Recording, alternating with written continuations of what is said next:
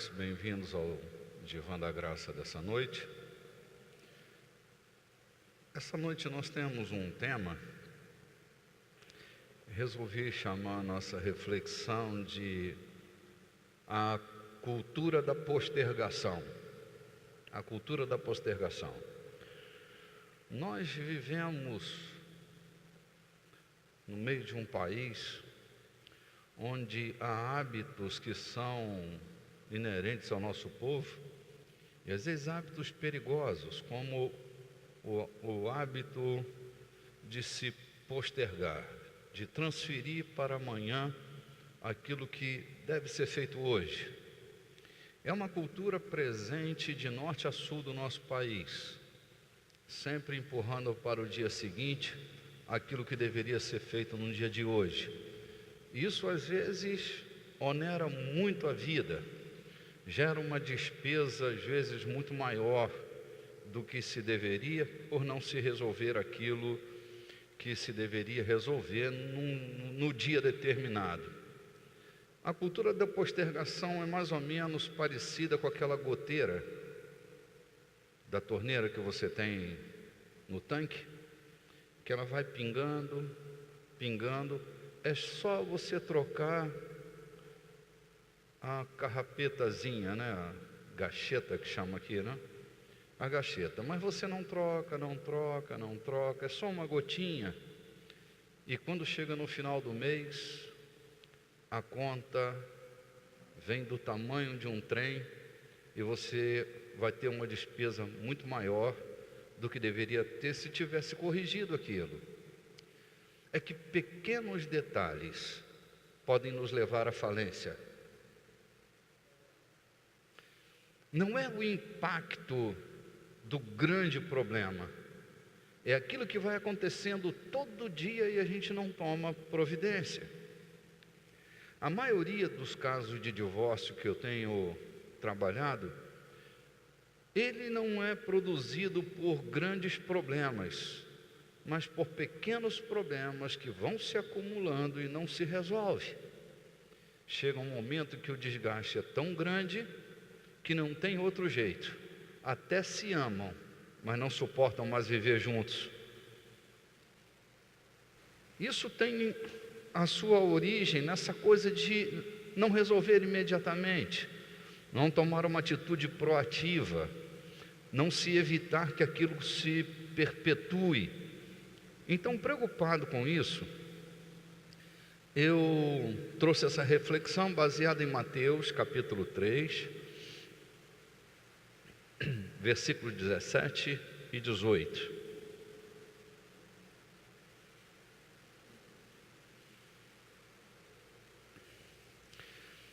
Esse é um texto muito simples e parece muito seco, mas a gente vai tentar extrair desse texto aparentemente seco algum recurso para a nossa reflexão. E sendo Jesus batizado, saiu logo da água, e eis que se lhe abriram os céus, e viu o Espírito de Deus descendo como uma pomba e vindo sobre ele. E eis que uma voz dos céus dizia: Este é o meu Filho amado, em quem me comprazo. É interessante que Jesus estava passando uma das experiências mais gloriosas da natureza humana, o batismo. É impressionante que quando a gente passa por algum momento muito bom, a gente deseja perpetuar aquele momento. Me lembro de um outro momento em que Jesus está com seus discípulos vivendo um momento gloriosíssimo. Eles estavam no alto da montanha orando e de repente, no alto daquela montanha, os discípulos têm uma visão espantosa. Eles são tomados de um gozo inefável, porque eles avistam no monte Moisés, Elias e Jesus. E Pedro, querendo perpetuar aquela experiência, decide construir umas tendas e vai até Jesus e de Jesus: vamos fazer uma tenda, não vamos mais descer daqui. O negócio está tão bom que nós não queremos que nada se perca dessa montanha. Nós vamos passar a morar aqui. E Jesus diz para eles: não, precisamos descer. Lá embaixo tem gente precisando da gente, né? Conheço alguns crentes muito fervorosos e muito empolgados, que em determinados cultos eles gostariam de não sair da reunião. A reunião está tão boa que não querem ir para casa, porque em casa vão se deparar com uma realidade muito diferente daquela que está acontecendo ali no culto, não é? Às vezes a gente está do lado do amor da gente e aquele momento está tão gostoso que a gente não quer nem ir trabalhar, não é? Quer perpetuar aquele momento. Mas, potencialmente, os bons momentos são tão perigosos quanto os maus momentos. Nós precisamos nos habituar a enxergar o mundo um pouco mais holisticamente. Aquilo que acontece de muito bom na nossa vida não pode nos parar e às vezes anda nos parando, tanto quanto as coisas ruins. Você acredita que há pessoas que desejam perpetuar experiências ruins na vida delas? E há pessoas que estão paradas na vida porque foram afetadas por uma experiência ruim. E elas não fazem nada para mudar de capítulo, elas continuam chorando. Elas não se organizam interiormente para romper com aquilo que as feriu. Então nós temos dois problemas sérios. A gente não resolve o problema para o futuro porque a gente sente muita dor ou porque a gente está sentindo muito prazer. Porque, como eu tenho dito, a dor gera um lucro secundário. Toda dor vai gerar um lucro secundário, que é um lucro advindo da experiência negativa. Eu tenho citado, por exemplo, que há pessoas que nós conhecemos, não somos nós, pessoas que nós conhecemos, nossos vizinhos, que elas gostam de ouvir, né? Coitadinho dele. Aquilo tem uma sonoridade tão boa. Alguém me percebeu, me chamou de coitadinho. Tadinho do meu filho, tadinha da minha filha. É uma espécie de lucro. Olha, se você pudesse imaginar o que o homem é capaz de fazer só para ser amado e ser aceito. Porque ser amado e ser aceito são os dois poderes que governam a nossa vida. Nós nos arrumamos para podermos ser aceitos. Cortamos o cabelo daquela maneira para podermos ser amados, ser aceitos. E para isso nós fazemos coisas que só Deus sabe. Segredos que nós vamos levar para o túmulo. Eu e você. Nós não temos coragem de contar.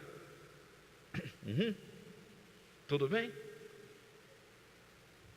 O ânimo de vocês me contagia, viu?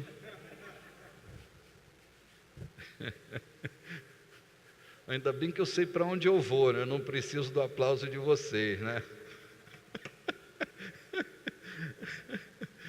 Ai, meu Deus do céu. Escuta, se você não gosta do rumo que a sua vida vai tomando, você precisa ter coragem de virar a página e mudar de capítulo. Se você não gosta do caminho para onde a sua vida está indo, você precisa ter coragem, porque é necessário ter coragem. Para o rompimento com este ciclo que parece não terminar, é preciso ter coragem. É preciso enfrentar.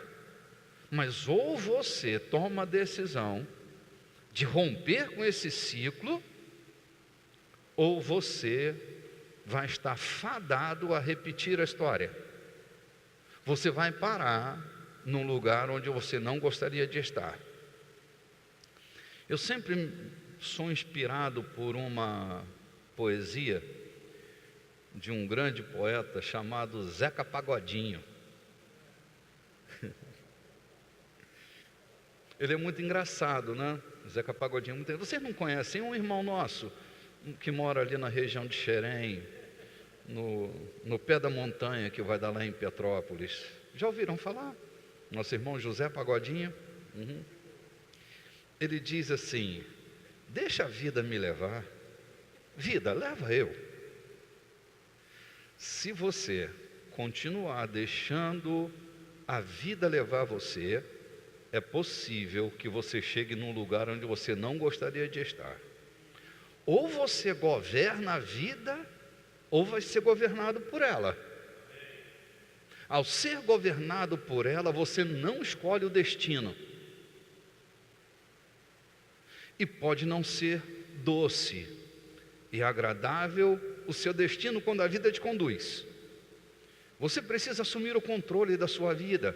Querido, você pode não ter capacidade de liderar um time de futebol. Não é muito fácil mesmo, né?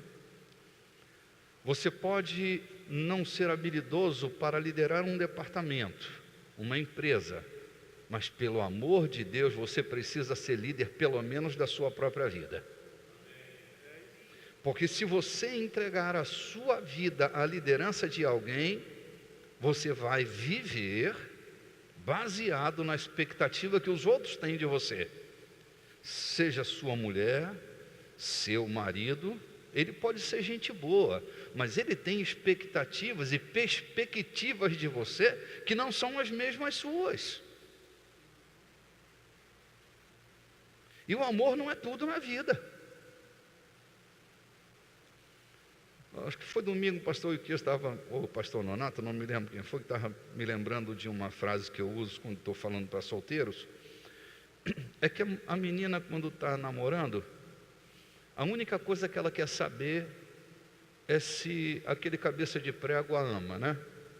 Você me ama, diz que me ama, diz que me ama. Minha irmã, você está com a pergunta errada.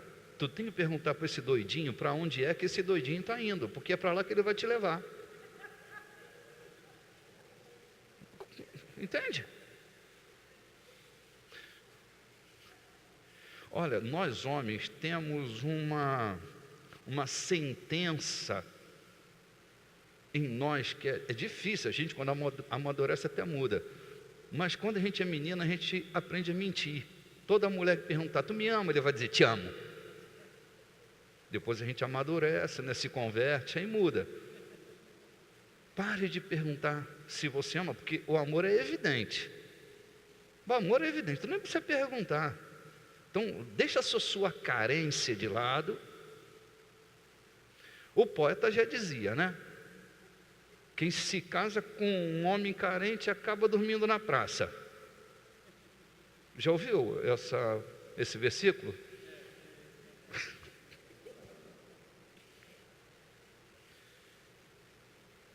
Então, por favor, a vida é para ser vivida com decisões. Quando Jesus é batizado, a experiência é gloriosa. Mas o texto diz que Jesus saiu logo da água. Havia um destino a se seguir. Jesus nunca ouviria o céu se abrir e a voz dizer, este é o meu filho amado em quem eu tenho prazer, mergulhado dentro daquela água. Ele precisou sair para o céu se abrir. Se você quer ter os céus abertos sobre sua vida, saia logo da água. Se você quer ver as coisas acontecendo na sua vida, comece a tomar decisões. As decisões estão atreladas a um novo estilo de vida, a um futuro. Pessoas que não tomam decisões, elas retardam as coisas boas que estão para acontecer no seu futuro. Olha, Basta você estar vivo para correr riscos. Você vai correr risco até você morrer. Mas vale a pena. Não compre uma bola de cristal, não vá à ciganinha, não fica perturbando a vida dos profetas, tentando adivinhar o teu futuro. Parta para ele, porque ele será glorioso. O teu futuro não está nas mãos de quem lê a borra de café, a bola de cristal, as cartas. O teu futuro está nas mãos de um Deus responsável que escreveu uma história linda a teu respeito. Vá para lá com alegria. Pare de ficar reclamando tudo que passou. Não leve para o seu futuro o seu passado. Seu passado deve ser uma referência, não um poder controlador, tanto na sua vida sentimental, quanto na sua vida profissional, ou qualquer outro departamento da sua vida. Tudo bem, gente? Vamos lá. Deixa eu avançar mais um pouquinho.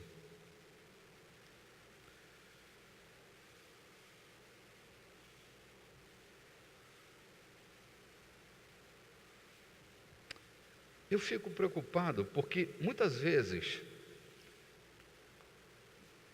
a gente decide não fazer a próxima escolha porque a gente tem medo de que Deus não esteja no capítulo seguinte.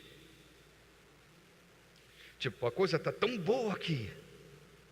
E será que Deus vai estar no próximo capítulo? Eu queria que você lesse comigo. Ezequiel capítulo 3.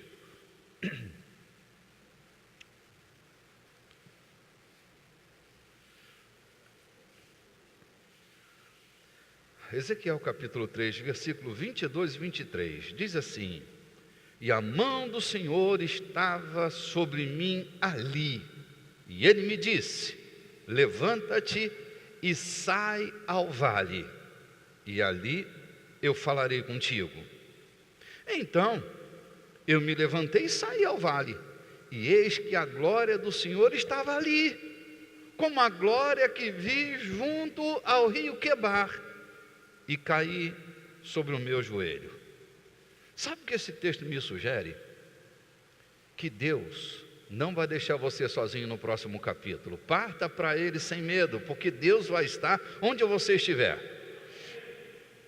Repita comigo, por favor. Se eu quiser ver os céus abertos, preciso fazer logo o que precisa ser feito. Acho que podíamos parar por aqui. Acho que já tem coisa bastante para você pensar. Tudo que Deus fez de glorioso na sua vida até hoje, se Deus fez alguma coisa gloriosa na sua vida, você imagina que tenha feito coisa grande na sua vida? Isso não limitará Deus. Se Deus fez alguma coisa maravilhosa no seu passado, isso não é sinal de que Ele não possa fazer algo muito maior no seu futuro. Então não pode ser movido pela insegurança de que Deus está limitado, de que toda a experiência que você teve com Deus aconteceu no seu passado. Você não pode pensar assim. Quando nossos irmãos israelitas saíram do Egito, eles saíram com uma falta de intimidade muito grande com Deus. Eles estavam tateando o seu relacionamento com Deus. Aí, Deus havia feito uma promessa, que era a promessa. Vocês querem ouvir uma profecia esta noite? Então, pelo amor de Deus, abra seu espírito e você vai ouvir o espírito da profecia. Quando nossos irmãos saem do Egito, eles saem seguros. Gente, a gente pode ser crente a vida inteira e num determinado momento a gente se acostuma com a cultura evangélica.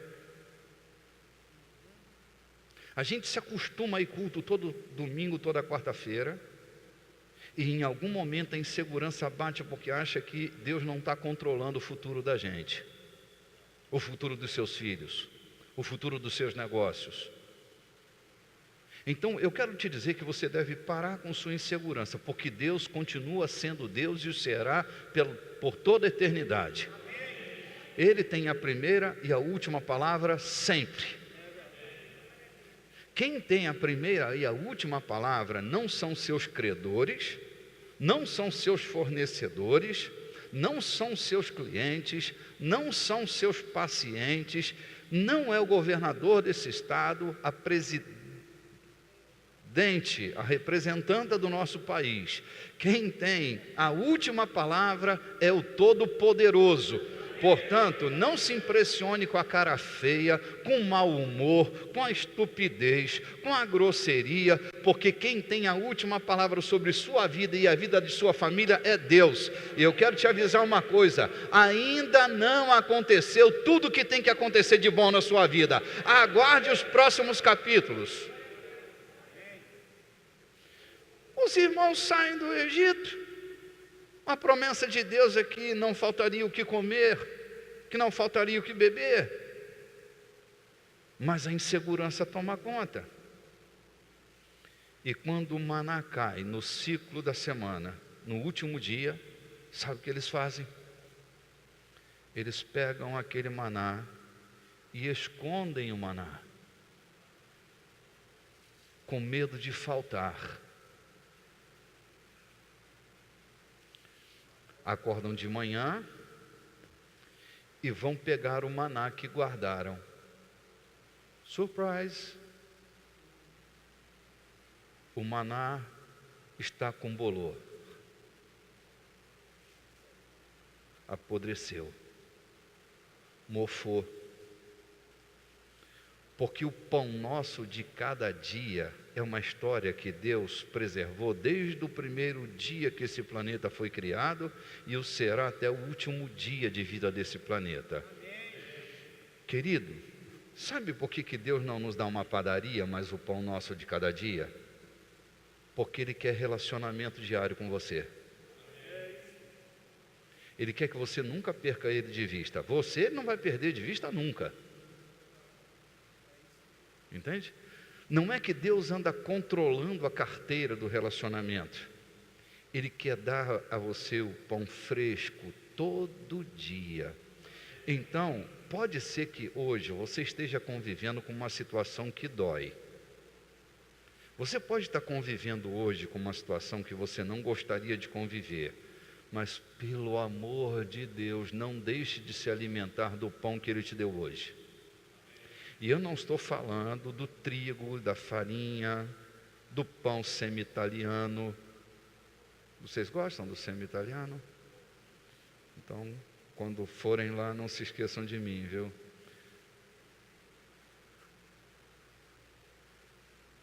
Não estou falando do biju. Não estou falando do chibé. É que há um pão. É um pão que alimenta você mais do que o chibé alimenta, mais do que o biju alimenta. E às vezes nossas preocupações não nos permitem comer deste pão. Jesus é o pão vivo que desceu do céu. Portanto, ainda que você não esteja conseguindo equacionar tudo que está à sua volta, Deus tem planos.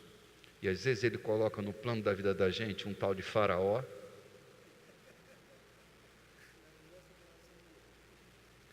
Sim, é capaz de endurecer o coração dele só para nos promover. Todo obstáculo do seu caminho, não se angustie com isso.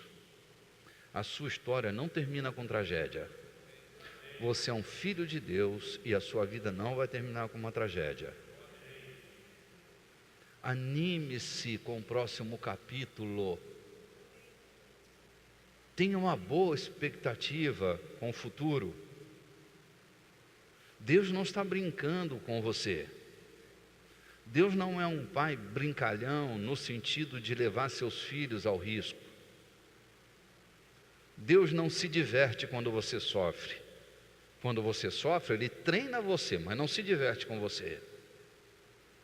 Ele fará de você uma pessoa muito melhor no dia de amanhã. não perca a oportunidade de, nesta noite ainda, glorificar a Deus, porque a mão dele está na tua casa.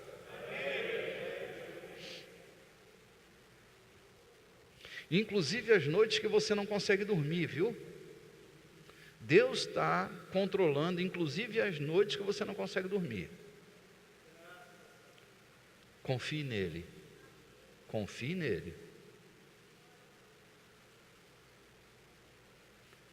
Deixa eu ver onde nós vamos parar.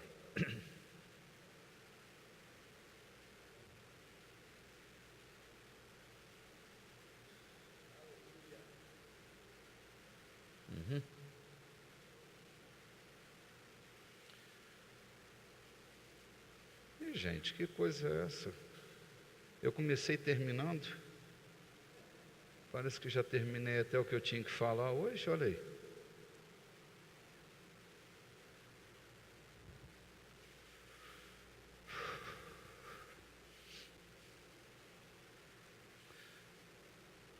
Quando nós mudamos de natureza, nossos sensores de captação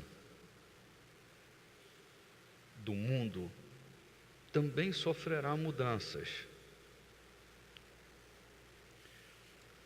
Nós fomos acostumados a vida inteira percebermos as coisas pelo modo natural. Temos medo quando a situação é difícil, porque percebemos como um homem natural. Quando as condições são desfavoráveis, nós nos assustamos. Quando falta o pão, nós nos sentimos inseguros. Quando uma confusão se acampa no arraial, a sensação de dor é tão grande, mas eu não posso deixar você sair daqui sem animar você a utilizar seus novos sensores de captação. Você mudou de natureza. Deus agora é o dono da tua vida. É o Senhor da tua vida. Não tenha desconfiança disso. Com esse novo senso de captação, Deus nos deu uma nova mente, a mente de Cristo. A mente de Cristo não é a mente do boçal, não é a mente do tolinho. A mente de Cristo é o modelo mental mais saudável que este planeta já viu. A mente de Cristo, aquele que subiu à cruz, e a primeira palavra no meio da sua dor é: Pai, perdoa, porque eles não sabem o que fazem. Você acha que, porque é que Jesus perdoou seus algozes? Das 7 palavras da cruz, Jesus disse 7 coisas. Jesus disse 7 fundamentos na cruz. O primeiro fundamento foi: Pai, perdoa. Por que é que Jesus decidiu perdoar seus algozes? Eu estou falando da mente saudável. É porque Jesus percebia o que estava acontecendo. Jesus percebia a grande conspiração. E ele sabia que no fim daquele dia, ele ia entrar nas regiões inferiores da terra. E odiando seus algozes, ele nunca mais sairia dali. Quando Jesus perdoa, ele prepara o caminho para a ressurreição. Estão compreendendo? Estão me fazendo entender? Jesus não é um tolo que perdoa porque é bobinho. Jesus perdoa porque a porta de saída do Hades, a porta de saída do Sheol, do Tártaro, precisava estar aberta. E ele não podia entrar no Sheol, como qualquer homem natural, carregando ódio no seu coração. O ódio é uma das maiores prisões que nós carregamos. Porque, na verdade, o ódio não só prende você, mas prende a pessoa que você odeia dentro de você. Você carrega dentro de você aquilo que você menos gostaria de estar perto de você, por causa de um sentimento chamado ódio. Jesus, que tem a mente saudável, prepara o caminho da ressurreição perdoando. Então é assim, Jesus, quando olha para a morte, ele vê vida. É sua percepção. Quando ele vê uma multidão faminta, ele olha para aquela multidão faminta, manda que todos se assentem.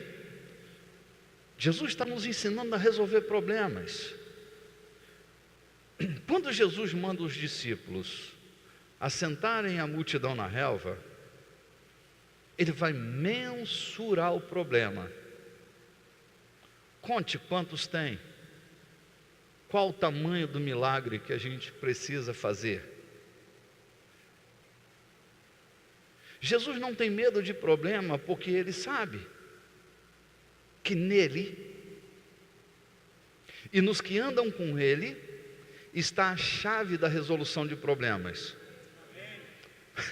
Você se lembra que numa dessas duas multiplicações, Jesus chama os discípulos e diz: dai vós mesmos de comer a eles. Sabe por que Jesus fez isso? Para que os discípulos não tivessem a impressão de que quando Jesus partisse, eles não podiam fazer mais nada. Agora estava claro que mesmo Jesus, ausente fisicamente da experiência da vida deles, da nossa vida, da minha vida, da sua vida, nós podemos continuar fazendo as obras maravilhosas que ele fazia. Isso significa, meus irmãos, que quando nós olhamos aquilo que estamos olhando, vou ser redundante porque vou usar uma expressão que a gente tem usado muitas vezes. Você hoje tem a mente de alguém que olhava para onde todo mundo estava olhando e via o que ninguém estava vendo. Agora essa mente está dentro de você.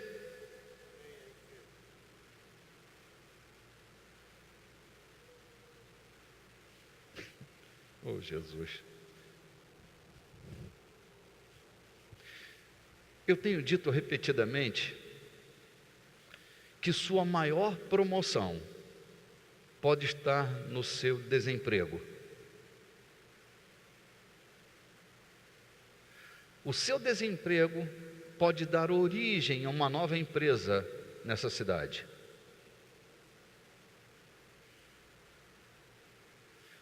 Você pode ver desemprego e continuar chorando, mas você pode ver oportunidade de começar a rir. Depende de que modelo você vai se mover.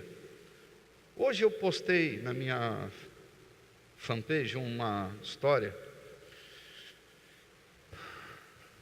que nenhum homem se moverá, além dos limites impostos pelos seus pensamentos predominantes. Aquilo que predomina na sua cabeça vai dominar você.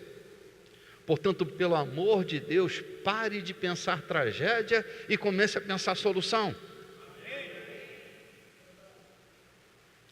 Seus pensamentos predominantes, eles podem te paralisar, podem arruinar com a tua vida, com toda a condição de prosperar. Portanto, você precisa treinar a sua mente no que você deve pensar. Pensamento deve ser treinado, gente. É como alimento, você tem que treinar o que come. Senão a obesidade vai parar você, vai levar você para o hospital. Assim como você treina a alimentação que você come, você precisa treinar a alimentação que a sua mente traz para dentro de você. Você tem que decidir o que pensar. O que eu falei agora, por favor? Sim, cara, tem coisa que não pode mais entrar dentro da sua cabeça. São lixos que vão atrapalhar a sua caminhada. Decida, não vou pensar mais nisso. Isso está me parando. Então, assim, tem que elencar isso e fazer a sua preferência. No que eu vou pensar a partir de agora? Cara, não tem gente que fica planejando o fim da sua vida? Tu conhece gente que faz plano? Planeja a sua derrota, vai ser assim. Será? Desse jeito. Pelo amor de Deus, você pirou. Vai planejar a tua vitória. Se é para gastar tempo, gaste tempo planejando coisa boa, seu doido.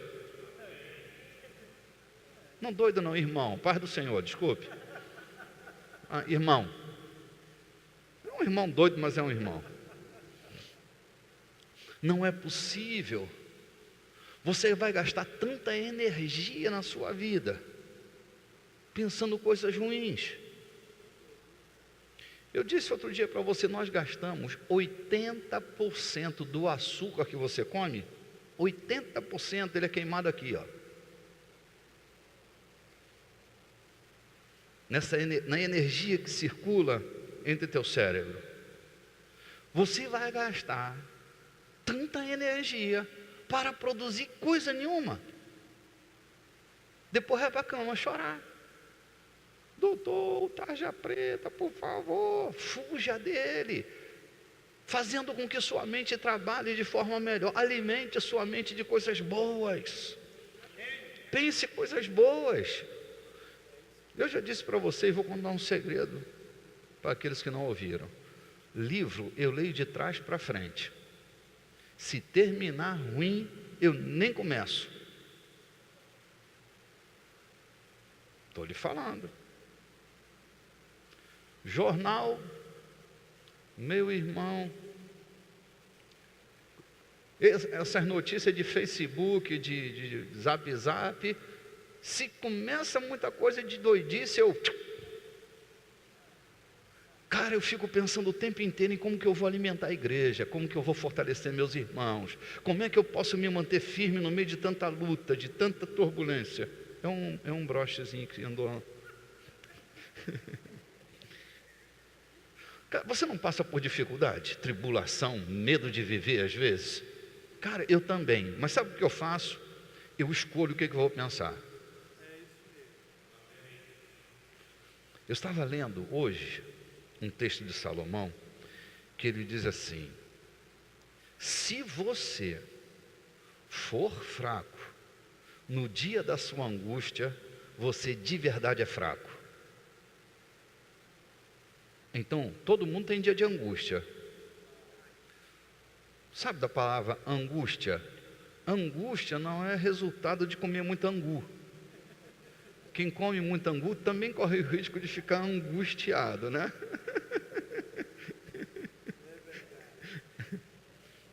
Quando a sua alma começa a ter angústia, você precisa preferir aquilo que você vai pensar. Converse com ela, diga: minha alma, por que tu te abates dentro de mim? Ao invés de ficar conversando com o diabo, converse com sua alma. Nossa, já tinha conversado: Satanás, por que tu está me atentando assim? Esquece o diabo mesmo, vai falar com tua alma. Minha alma, por que tu estás abatida? Tu não confias em Deus, minha alma? Daqui a pouco você vai começar a dar risada. São escolhas. Não deixa o lado de fora impor a regra do lado de dentro. Vou repetir. Não deixe que o lado de fora imponha as regras pelo lado de dentro. Não deixa ninguém roubar a sua doçura, meu irmão. Não deixa ninguém roubar a sua alegria. Notícia alguma pode roubar a sua alegria. Eu não estou falando de doidice, eu estou falando de homens que controlam o lado de fora por causa da atmosfera do lado de dentro. Pode aplaudir, isso aí vale a pena você aplaudir a Deus. Meu irmão, a temperatura da sua fé deve governar as circunstâncias, e você permite que as circunstâncias andem dominando a temperatura da sua fé. Não te falei que eu ia profetizar? Em nome de Jesus, você mudou de governo, você não é mais governado pelo lado de dentro, você é governado pelo lado de fora agora. Pelo lado de dentro, não pelo lado de fora. Ei, Jesus colocou o trono dele dentro de você, ele está aí dentro de você, deixa ele governar essa situação. Diga para a situação quem é que vai governar, entendeu? Mas fale. Se você tiver com sua mulher no carro, indo embora, avisa ela: filhinha, não estou pirado, é que eu vou governar agora. Se você estiver sozinho, melhor, só você vai se ouvir. Mas diga para a circunstância, quando você sair daqui, diga: circunstância, se prepare, porque lá vai uma flecha que acerta o alvo.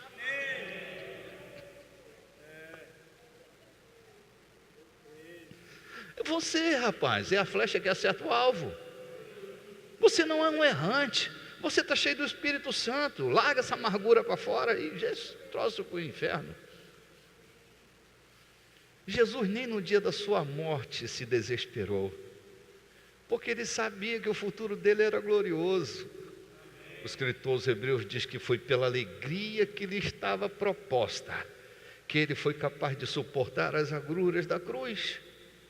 Tem tempo que é assim mesmo, cara, mas já sacuda a poeira, dá a volta por cima. Tinha um corinho que a gente cantava antigamente: levanta, sacode a poeira, dá a volta por cima. Nunca ninguém cantou esse corinho aqui. Oh, meu Deus do céu. Olha, eu vou te falar, tem muitos corinhos que a igreja devia ter cantado, não o mundo, não é não? Esse era um deles. Um bom conselho esse. Oh, meu Deus do céu. Senhor, será que minha irmã, será que meu irmão esta noite vão dar ouvidos à tua palavra? Será que a voz da profecia vai se abrir? Será que o oráculo vai atingir? Querido, deixa eu te falar. Deus quer governar o mundo através de você. Repita para mim assim: o quê? Com esse espanto, né? O quê? Deus quer governar o mundo através de você. Eu vou te explicar. Deus quer governar o mundo dentro da sua casa. Deus quer governar o mundo do teu escritório. Deus quer governar o mundo do comércio. Deus quer governar o universo através de você. Ele quer usar a sua boca para falar ao mundo. Ele quer usar os seus olhos para olhar o mundo.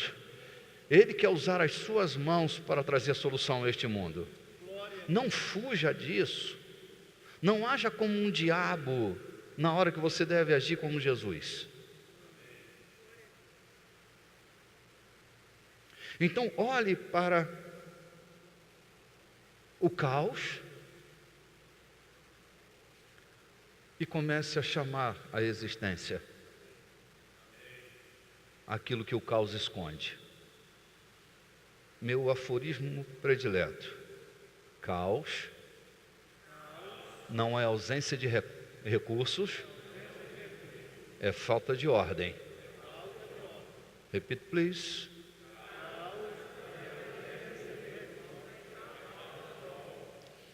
Sabe quem disse isso para nós? Deus. Ele não arrancou seus cabelos. Deus não é careca. Tem até uma cabeleira branca vasta.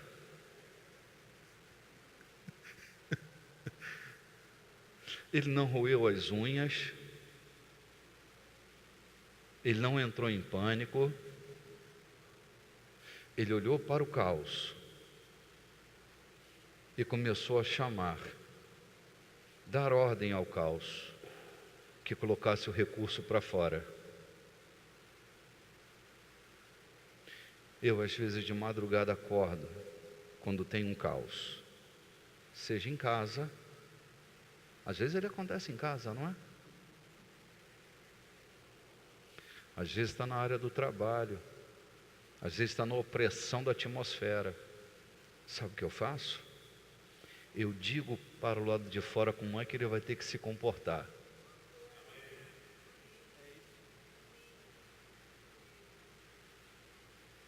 Eu digo, meus inimigos, fiquem quietos. É assim que vocês têm que se comportar. Haja luz. Não tinha luz, ou tinha luz? Tinha luz, mas o caos escondia a luz. Não se impressione com o que você anda ouvindo e vendo. Não se impressione com as coisas que você ouve, as declarações que você escuta e a aparente tragédia que se manifesta. O Espírito que pôs ordem no caos está dentro de você. Dá até para falar em língua estranha, não dá não? Estou lhe falando. O mesmo Espírito que ressuscitou Jesus dentre os mortos mora dentro de você. Ele estava criando, e quando o universo se tornou caótico, quando o luz foi despedido e cai na terra, a terra se transtorna e se torna caótica. Aí Gênesis 1 começa, né? A terra era sem forma e vazia, e o Eterno, com seu Espírito governante, disse: haja separação entre o dia e a noite.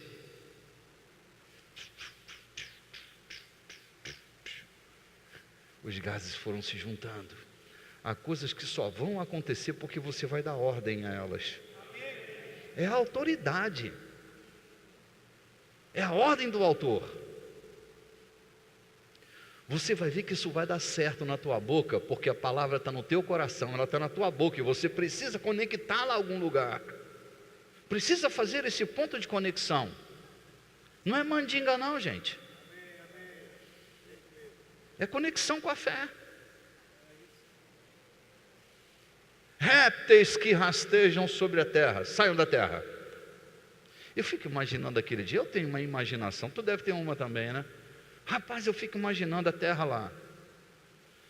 Quando o Eterno diz, répteis, levantem-se da terra.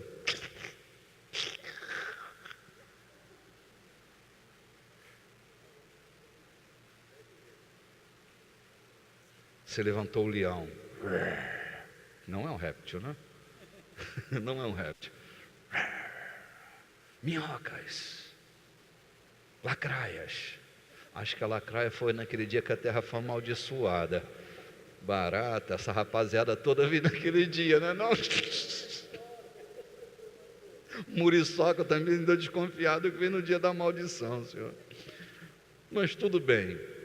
Experimente começar a pôr ordem do lado de fora com o espírito que está do lado de dentro. Você acredita, desculpe, assim, é um conhecimento teológico ou é experiencial? O Espírito de Deus, ele mora dentro de você. Para quê? Para tu falar em língua? Para tu impressionar os outros na congregação? Para quê? Para você reinar em vida, governar. Ei, o Espírito de Deus não está em nós, senão para outra coisa, para você reinar. De vez em quando tu fala em outro idioma, que quem reina também fala. Representante, não é não? Embaixador, tem que falar mais de um idioma. Mas você não foi cheio do Espírito Santo para curar enfermos somente. Você não foi cheio do Espírito Santo para falar em língua e profetizar. Você foi cheio do Espírito Santo para viver na mesma dimensão do Espírito que estava em Jesus. Ele está em você para você fazer as mesmas obras e talvez outras maiores do que ele fez. Meu irmão, problema tem ouvido. Diga para ele como é que ele vai ter que se comportar a partir de agora. Diga, problema, em nome de Jesus, eu não vou abrir mão. Eu quero que você vai se comportar assim agora. Por que Tiago diz que o homem que governa a sua boca, ele é homem perfeito? Porque se você aprender a usar a tua boca, Você vai chegar a lugares que outras pessoas não são capazes de chegar.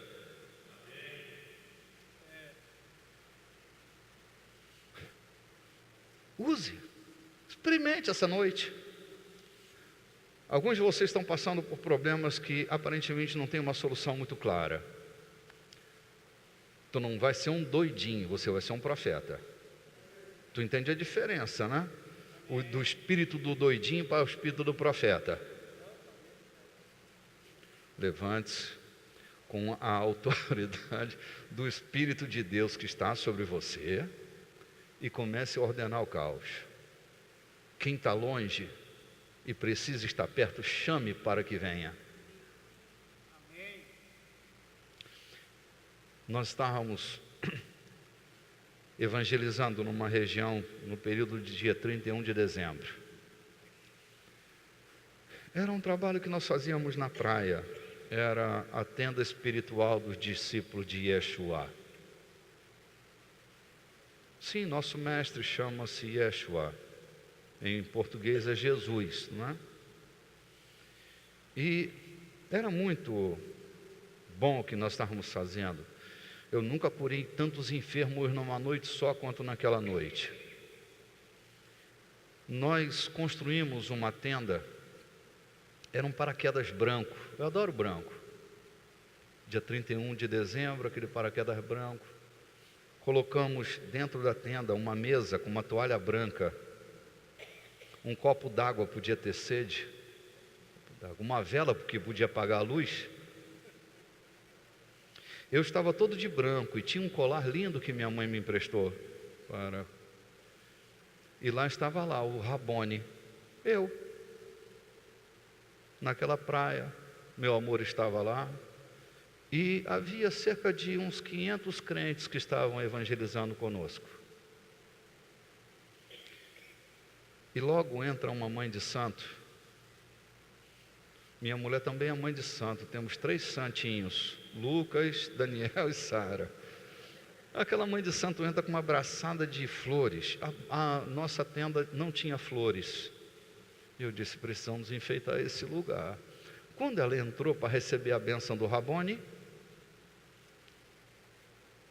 ela veio andando assim, meio, aquela cara. Eu dei logo um berro, né? Alto lá! Aí ela levou um susto. Eu disse, que o Pai das luzes ilumine teu caminho, filha. Deus não chama, ou a Bíblia não chama Deus de Pai das luzes? Aí ela levou aquele susto, eu disse, o que minha filha quer? Veio receber aqui do Rabone. Prece ou conselho, minha filha? Ela disse, os 2. Eu disse, minha filha, comece a falar do seu problema para o Rabone, ele aconselhar, depois o Rabone vai fazer uma prece sobre sua cabeça. E ela abriu o coração, contou os problemas dela, um filho viciado, endividado, lascado, e ela sofria, começou a chorar. Eu disse, aquieta, filha, o Rabone vai fazer uma prece forte sobre sua cabeça agora. Ah, filho, no que coloquei a mão na cabeça da velha, o capeta baixou. Plau! Quem era, chegou. Dentro da tenda tinha uns auxiliares, que estavam tocando umas tumbadoras, né? Cada negão, bicho, parecia um jamelãozão, tudo nego forte, claro. E batia lá o tambor, né? Yeshua HaMashiach. Yeshua HaMashiach. E assim, o capeta foi embora com a oração da fé. Eu disse, filha, tu vai levar para quem essas flores aí? Ela disse, para Iemanjá. Eu falei, não, deixa aqui na tenda de Yeshua. Deixa aqui, não vai levar para Iemanjá. Iemanjá não precisa de nada. Vamos embelezar a tenda aqui. E ela me deu uma abraçada de flores, bicho, era muita flor. E saiu me enfeitando, pronto, a tenda já estava bem arrumadinha. Lá pelas tantas veio um caboclo, que disse assim, isso aí é um embuste, e nós vamos quebrar esse negócio aí. O cara se dizia doente, e disse, se eu não ficar curado, ele esbravejava lá fora. Aí eu conversei com meus amigos tocadores de tudo parrudo, falei, fica por perto. Qualquer coisa a gente impõe a mão, os pés, né? A gente também ora impondo os pés, se for necessário. Aí quando o cara entrou, alguém me disse, ele. Quando ele entrou, amarrei a cara, né? Não dá para fazer cara de santinho nessas horas.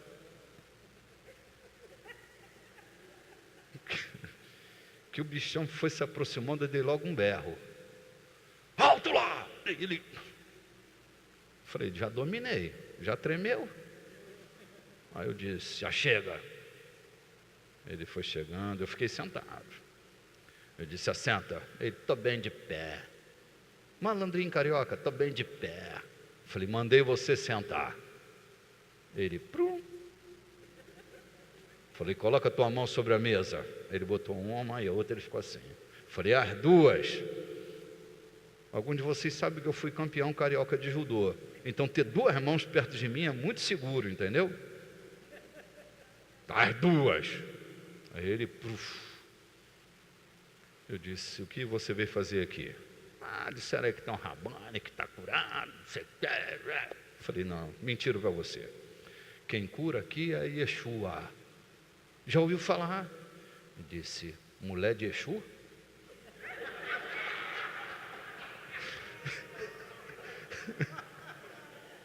Eu disse, louco! Yeshua é a sabedoria que vem do Oriente. Nosso Senhor, nosso dono, lá é chamado de Yeshua. Aqui no Brasil vocês conhecem este ente com o nome de Jesus de Nazaré. Ele falou, já ouvi falar nesse aí. Eu falei, é esse, é no nome de Jesus. Ou você crê em Jesus e vai ser curado, ou nada feito. Ele diz, eu creio, Rabone. Eu falei, então fica sentado aí que eu vou fazer a prece forte. Tinha a mão na cabeça dele e ordenei ao espírito de enfermidade que saísse da coluna dele. Ordenei, dei ordem ao problema. Tirei a mão da cabeça dele e disse, pronto, meu filho. Disse, Rabone, eu não estou sentindo mais nada, mas eu estou sentado. Eu falei, fica em pé. Posso? Eu falei, deve. Levantou, arreou, levantou, Rabone. E começou a chorar, Rabone, eu estou curado, eu não estou sentindo mais nada. Rabone, o que é isso, Rabone? Ah, meu Deus do céu. Não é da energia do lugar. Eu posso sair? Eu falei, vai filho, você vai estar curado aqui, até o raio que eu parta você está curado, pode ir embora. Meu irmão, esse cara saiu numa disparada, sumiu. Nós botamos 2 crentes em cada lugar, e os caboclos não baixavam, porque os irmãos ficavam só ali.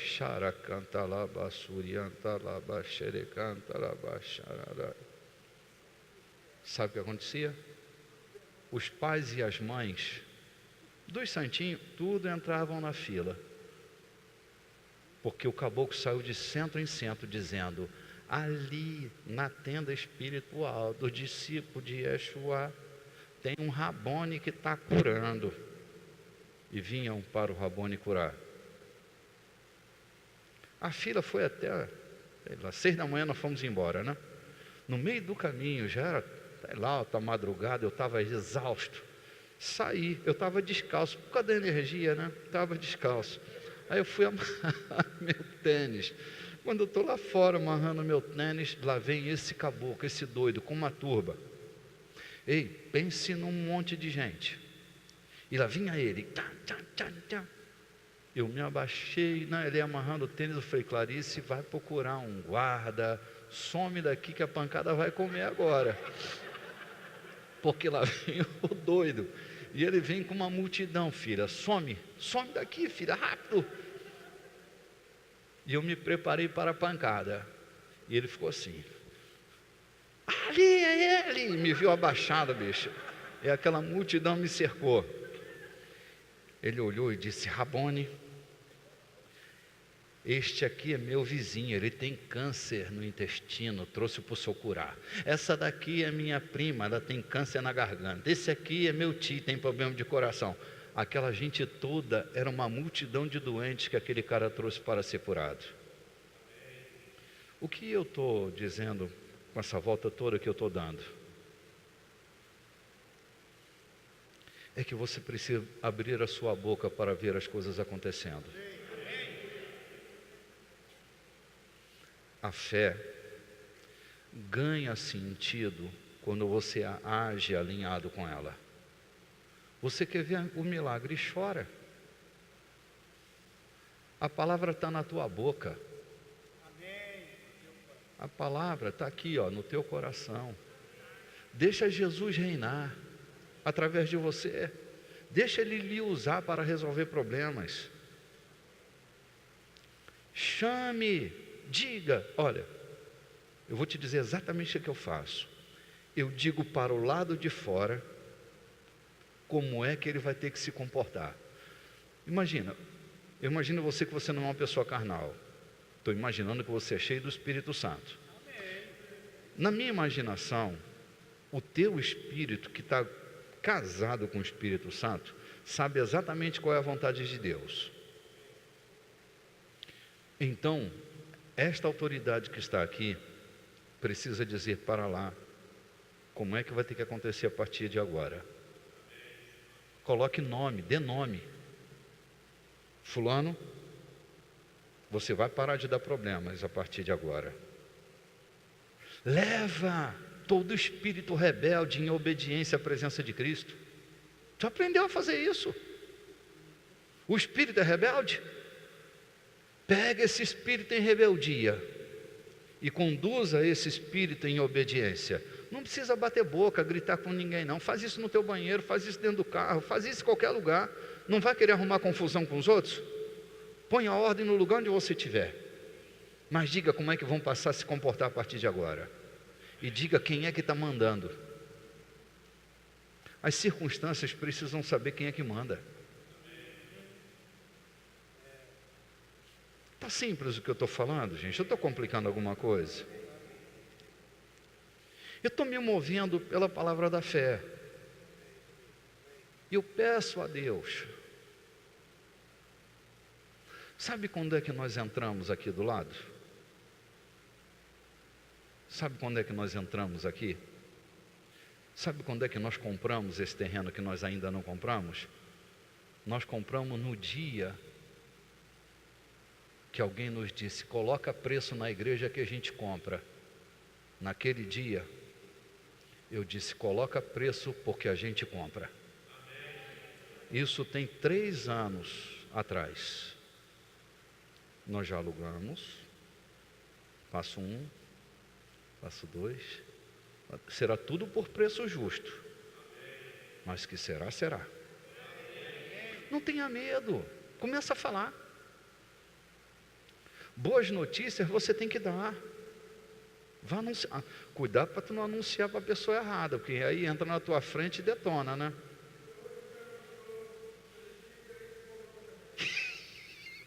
Vocês escutaram o que o doutor Júnior falou. Ele disse que o dono do terreno hoje perguntou a ele se a igreja tem interesse em comprar esse terreno. Tu está entendendo o que eu estou falando?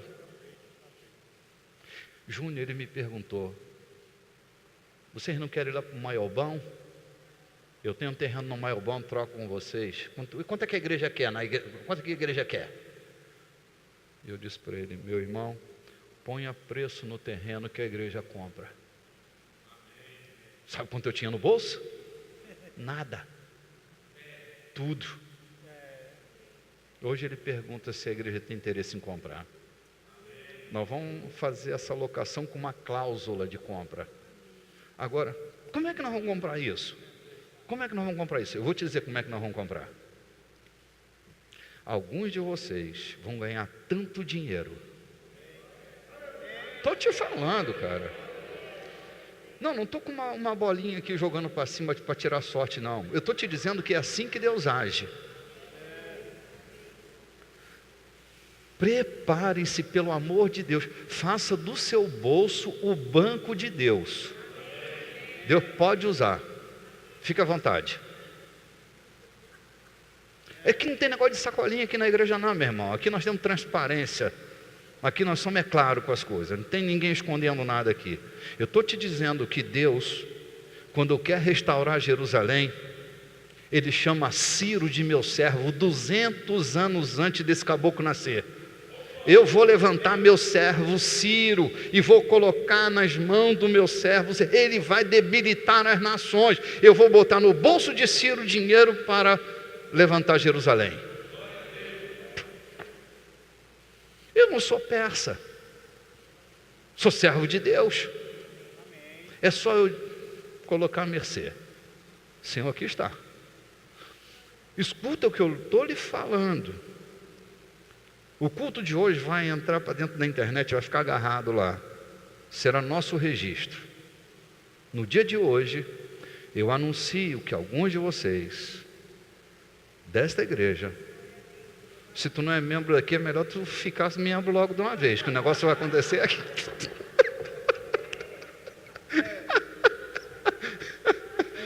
Brincadeira, viu, gente? É brincadeira, é brincadeira. Deus levanta até o persa Ciro, né? Ezequiel, olha que loucura. Prepare-se, porque Deus usa quem está disponível. Compreende? Quem sabe você vai escrever um livro que será um best-seller. Tu vai ganhar tanto dinheiro que diz, bispo, eu não sei o que fazer com tanto dinheiro. Eu digo, me dê que eu sei tudo que tem que fazer com esse dinheiro. Sabe o que eu planejo, cara? Eu fico aqui pensando, Jesus, nosso próximo negócio vai ser na casa do milhão. Não, do bilhão é depois, do milhão primeiro. Eu fico aqui pensando, cara, sabe o que perguntaram hoje, Júnior? Se a igreja já está construindo o campo aqui. Perguntaram na rua, foi quem que perguntaram? Alguém que me disse aqui hoje. Não está aqui mais? Foi o diabo que me soprou isso? Foi o Leandro, não foi o diabo. Desculpe, Leandro, foi sem querer. A má referência, desculpe. Perguntaram ao Leandro, escuta, moço, a igreja já comprou o terreno aqui? Eu soube que a igreja está fazendo um campo de futebol aqui. Deixa a mula profetizar, filho. É desse jeito. Fala. Deixa Deus pegar nossa palavra e levar.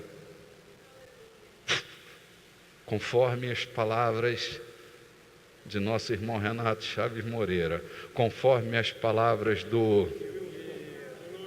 Não pode se incluir, fica com medão. Conforme as palavras de... Eu pego essa palavra agora e vou tornar ela uma realidade, porque elas são as minhas palavras que eu coloquei na boca dele. Você duvida que Deus coloca a palavra na tua boca? Amém. Deus colocou o homem na terra para ele ser a boca dele aqui na terra. Prepare-se. Esse é o nosso tempo. Amém. É o tempo em que a massa está toda levedada pelo fermento chamado igreja. E como as águas cobrem o mar do conhecimento da sua glória, há de se encher toda a terra. Disse Jesus que o reino de Deus é como uma mulher que colocou uma colher de fermento e escondeu na massa, até que tudo ficou levedado. Não subestime a igreja, porque ela tem o poder de levedar a massa inteira. Não subestime você, igreja, o que Deus vai fazer através da sua vida. Prepare-se, prepare seu coração, sua mente, porque o que será no futuro, de uma glória sem tamanho. Eu já disse para vocês isso, eu tenho falado. Dentro de poucos anos, aviões vão parar neste aeroporto para saber como é que a igreja está fazendo para fazer o que ela faz aqui nessa cidade. Não é arrogância, não é presunção, é profecia. Eu estou te dizendo que nós estamos diante do maior vento de Deus, que vai correr pelo Brasil inteiro, a partir desta ilha achacada pelos ladrões, envergonhada pelos corruptos.